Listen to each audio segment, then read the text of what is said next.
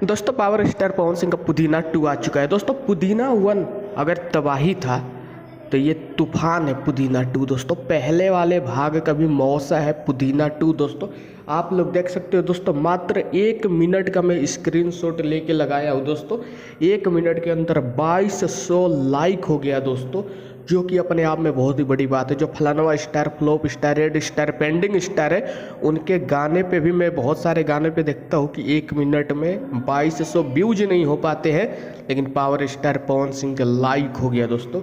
और ये गाना भी इतिहास रचेगा।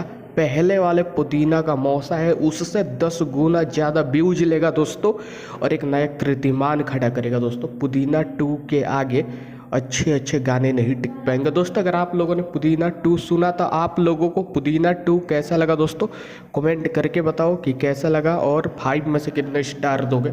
मैं इसको देता हूँ 5 में से 5 स्टार दोस्तों, क्योंकि बहुत ही ज़्यादा ज़बरदस्त है, कमाल का है और आग लगाने वाला गाना है दोस्तों। इसके आगे कोई नहीं टिक पाए।